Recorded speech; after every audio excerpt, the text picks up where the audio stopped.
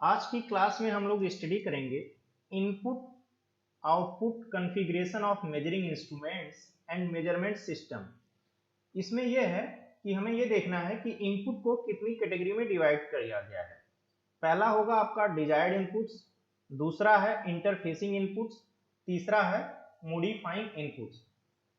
तो desired input ये है कि वो इनपुट जिसकी वजह से हमें रिस्पॉन्स चाहिए, ऐसे इनपुट जिसकी वजह से हमें आउटपुट चाहिए, वो इनपुट आपके डिजायर्ड इनपुट कहलाएंगे। इंटरफेसिंग इनपुट वो इनपुट होगा जिसकी वजह से हमारा इंस्ट्रूमेंट जो है अनइंटेंशनली सेंसिटिव है, मतलब जिसकी वजह से इंस्ट्रूमेंट हमारी रिक्वायरमेंट नहीं है बट उस इनपुट की वजह से आपको आउटपुट मिल रहा है, कुछ ना कुछ आउटपुट में वो चीज ऐड हो रही है। तो देखिए डिजायर्ड की वजह से देखिए यहाँ गया आपका आउटपुट मिला, इंटरफेसिंग की वजह से भी कुछ ना कुछ आउटपुट में टर्म जा रहा है। थर्ड इनपुट जो है आपका मॉडिफाइंग इनपुट है। मॉडिफाइंग इनपुट जो है या तो वो डिजायर्ड इनपुट को अफेक्ट करके आउटपुट पर जाएगा इस तरह से, या वो इंटरफेसिंग को अफेक्ट करके फाइनली आउटपुट पर जाएगा इस तरह से। समझ में आ गया? तो इस तरह से तीन कैटेगरी में इनपुट को डिवाइड किया गया है।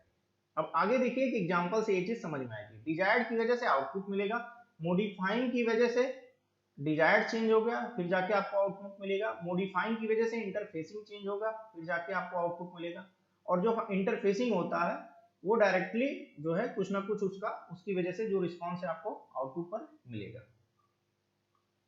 अब आइए कि एग्जांपल से समझें। देखिए ये यू शेप का एक मैनोमीटर है, इसमें एक तरफ प्रेशर P1 अप्लाई किया गया है, एक तरफ प्रेशर P2, और इसमें मरकरी है जिसकी डेंसिटी ρm है। तो इस रिलेशनशिप, इस डायग्राम के हिसाब से आपको एक रिलेशन मिलेगा P1 equal to P2 plus rho of mercury into G into H। P1 और P2 जो है आपके डिजायर्ड इनपुट्स होंगे, और H जो है जो प्रेशर की वजह से P1 और P2 की वजह से जो हाइट का डिफरेंस मिल रहा है वो आपका H है, ये आपका आउटपुट हो गया। अब केस हम स्टडी करते हैं इफ यदि P1 equal to P2, if P1 equal to P2 तो आपको क्या होगा, जो हाइट का डिफरेंस है वो 0 मिलेगा। यदि P1 और P2 सेम है तो ये जो हाइट आएगा वो आपको 0 मिलेगा। अब आगे ये देखना है, इसी पूरे सेटअप को हम एक्सेलरेट कर दिए, ये देखिए एक्सेलरेट कर दिए। P1 P2 हम इक्वल लिए हैं, P1 और P2 हमने उसको एक्सेलरेट कर दिया है, तो जो हाइट है वो 0 नहीं है, सेम चीज है। देखिए यहाँ हाइट 0 मिल रहा है बट एक्सेलरेशन की वजह से आपको हाइट 0 नहीं मिल रहा है, h not equal to 0 because of acceleration. तो यहाँ जो एक्सेलरेशन है वो आपका कहलाएगा interfacing input. Acceleration acts as an interfacing input. Acceleration की वजह से हमें जो है हाइट 0 नहीं मिल रहा है, even P1 equal to P2, P1 और P2 सेम होने के बावजूद भी हाइट जो है 0 नहीं है। हाइट मतलब जो दोनों प्रेशर का डिफरेंस वाली हाइट है, ये हाइट 0 नहीं है। अब एक केस इस तरह हो गया, हमने एक्सेलरेट किया। दूसरा केस हम कर सकते हैं, इसको टिल्ट कर दिया। पूरे सेटअप जो पहला वाला सेटअप था, ये वाला सेटअप, इसी को हमने टिल्ट कर दिया एंगल थीटा से। तो इस केस में भी हम कंसीडर कर रहे हैं P1 इक्वल टू P2। अगर P1 P2 सेम है फिर भी जो है हमें दोनों तरफ जो मरकरी का कॉलम है सेम नहीं है, हाइट मतलब मरकरी का लेवल जो है सेम नहीं है। तो ये क्यों हो रहा है? क्योंकि एंगल ऑफ टिल्ट की वजह से, एंगल ऑफ टिल्ट की वजह से या एंगल ऑफ टिल्ट थीटा की वजह से जो है ये जो है मरकरी का लेवल दोनों कॉलम में सेम नहीं है। तो यहाँ एंगल ऑफ टिल्ट क्या कहलाएगा? Interfacing input. तो यहाँ एंगल ऑफ टिल्ट कहलाएगा इंटरफेसिंग इनपुट। अब आपने देखा कि कैसे इंटरफेसिंग इनपुट जो है इनपुट और आउटपुट के रिलेशन को चेंज कर रहा है। समझ गए? ये चीज हो गया इंटरफेसिंग इनपुट की कहानी। अब हम देखेंगे मॉडिफाइंग इनपुट का क्या मीनिंग है। यहाँ मॉडिफाइंग इनपुट इस केस में, मैनोमीटर के केस में हमारा होगा एक एम्बिएंट टेम्परेचर, दूसरा ग्रेविटेशनल फोर्स। देखिए अगर टेम्परेचर चेंज होगा तो जो हमारा U2 मैनोमीटर है, ये U2 मैनोमीटर है, उसका जो है स्केल, मतलब ये अगर लेंथ इसकी बढ़ जाएगी तो इसको कहेंगे लेंथ ऑफ कैलिब्रेटेड स्केल, ये चेंज हो जाएगा। तो इससे जो है हमारा रिलेशनशिप जो था P1 और P2, डेल्टा P और हाइट का जो हमारा रिलेशनशिप है वो डिफरेंट हो जाएगा, पहले जैसा नहीं रहेगा। ठीक है, क्योंकि अब ये इस पूरे सेटअप, ये जो आपका कॉलम है उसकी लेंथ बढ़ गई है। तो इस तरह से टेम्परेचर जो है हमारा डेल्टा P और हाइट के रिलेशन को चेंज कर रहा है, मॉडिफाई कर रहा है।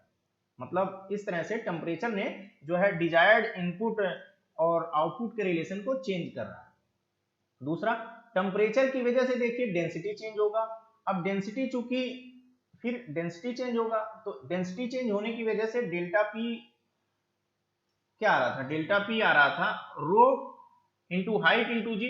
तो अगर डेंसिटी चेंज हो गया तो इस तरह से आपका इनपुट और आउटपुट का रिलेशन चेंज हो रहा है। ओके, समझ में आ गया। तो इस तरह से ये टेम्परेचर आपका मॉडिफाइंग इनपुट हो गया। और देखिए जी की वैल्यू क्या है, डिफरेंट लोकेशंस पर डिफरेंट होती है। समझ रहे हैं, जब आप ज्यादा हाइट पे जाएंगे वहां जी की वैल्यू डिफरेंट होगी। आप तो इस तरह से value of G is different and at different locations. तो ये क्या है, जी जो है, जी ग्रेविटेशनल फोर्स जो है, ग्रेविटी, तो ये जी जो है इनपुट और आउटपुट के रिलेशन को अफेक्ट कर रहा है, क्योंकि जी की वैल्यू डिफरेंट जगह पे डिफरेंट है, अलग अलग जगह पे अलग होने की वजह से ये इनपुट और आउटपुट के जो रिलेशनशिप है इसको अफेक्ट कर रहा है।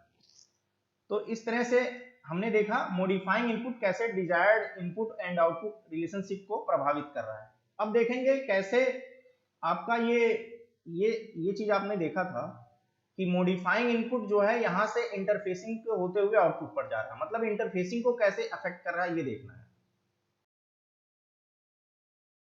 देखिए अगर एंगल ऑफ टिल्ट आपका थीटा है तो प्रेशर और हाइट का रिलेशन हो जाएगा delta P equal to rho of mercury into g effective into h. तो इस केस में आपको क्या मिला, जी आपका जी इफेक्टिव है। इसके पहले वाले केस में मॉडिफाइंग इनपुट जो था वो कैसे डिजायर्ड इनपुट को अफेक्ट कर रहा था, जी की वैल्यू वहां लोकेशन के हिसाब से चेंज हो रही थी, यहाँ एंगल ऑफ टिल्ट के हिसाब से चेंज हो रहा है। तो ये जो चेंजेज है एंगल ऑफ टिल्ट की वजह से, तो इसकी वजह से आपका रिलेशन जो है जी इफेक्टिव यूज होगा। तो जी इफेक्टिव यूज होने की वजह से ये जो है इनपुट और आउटपुट रिलेशनशिप को डिस्टर्ब कर रहा है फॉर द इंटरफेसिंग इनपुट। समझ में आ गया, जी इफेक्टिव होने की वजह से इनपुट और आउटपुट का रिलेशनशिप चेंज हो रहा है इंटरफेसिंग इनपुट के लिए। तो यहाँ मॉडिफाइंग इनपुट जो है इंटरफेसिंग पर हावी है और इनपुट आउटपुट रिलेशन को मॉडिफाई कर रहा है या अफेक्ट कर रहा है। Okay, thank you to all.